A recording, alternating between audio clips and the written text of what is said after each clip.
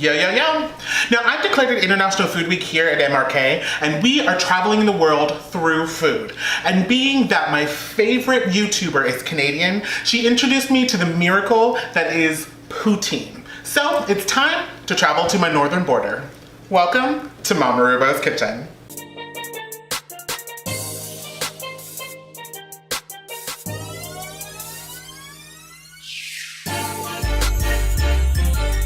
Poutine originated in Quebec and it emerged in the late 1950s. But would you believe that people mocked and stigmatized it? Like, really?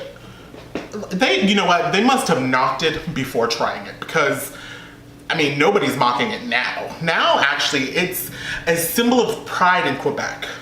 As well it should be. Now, it's gained such popularity that sometimes it's actually referred to as Canada's national dish.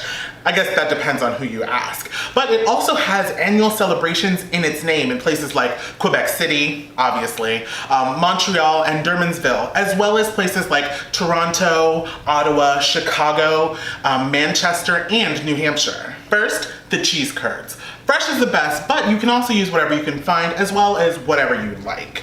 Now, typically white cheddar curds are what's used, but you can also substitute that for mozzarella and Monterey Jack cheese. Now, you want to make sure that the cheese curds are at room temperature for best results. I'll explain later. Now for the gravy. Now, it needs to be substantial yet thin enough to get down into all the crevices of the fries and the curds. And it does need to be salted and mildly spiced. It also needs to have a sour flavoring, something like vinegar, and that's to help balance out the creaminess and richness of the fries and the cheese. For the fries, I'm going to show you the double fry method, and how that works is the first fry is going to cook the potatoes so they're nice and tender, and then the second fry is going to be used to give it that crispy golden brown coating. Let's get to it, eh? Now, I have 4 tablespoons of butter that I'm going to melt in a saucepan. And then I'm going to add half an onion that's been diced and saute it until it's tender. Add a clove of 2 or minced garlic and saute that for an additional minute. Now, the garlic and onion are here just to add additional flavor to the gravy, but they are optional and can be omitted. Now, add 1/4 cup of flour to make a roux. Now, allow this to cook for a bit. You want it to reach the color of golden brown, and this will also help cook out the flour taste. Once it has reached golden color, then add 3 cups of stock, stirring constantly.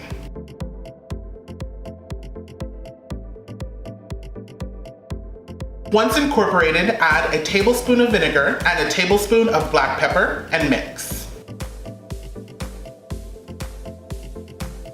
Let this simmer and reduce about 10 to 15 minutes.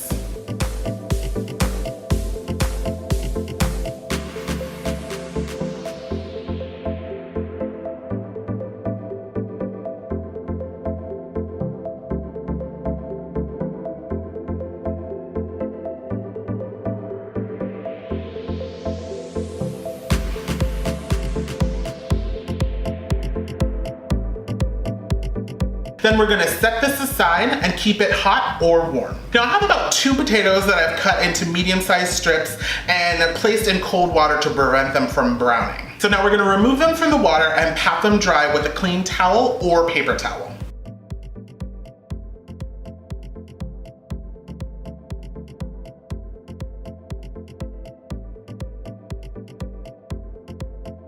Now, for the first fry, my oil is between 250 to 280 degrees, and we're just gonna fry these for about 3 or 4 minutes, not very long. Then we're just gonna remove and let drain.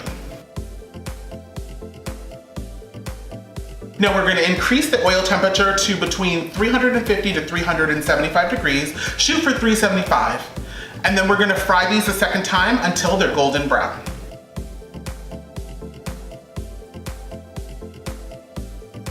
Remove from the oil and season immediately. I like to do it in a bowl because then I can toss them to coat them evenly.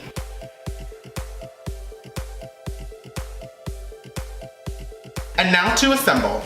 First, I'm gonna add a layer of fries and then sprinkle on some of the cheese curds. Then I'm gonna add another layer of fries and then more cheese curds. And then now for the gravy. Now this is why you want the cheese at room temperature, because when you add the hot gravy, it'll warm and slightly melt the cheese, but not completely, which is part of the experience of poutine. Now this poutine is at its simplest, and you already know it's deliciousness on a plate.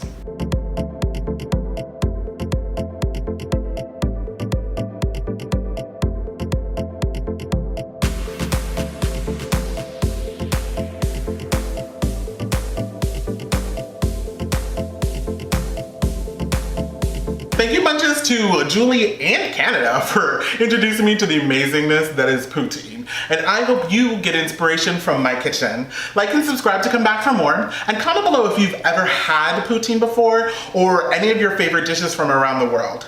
You can connect with me on any of my social media listed below.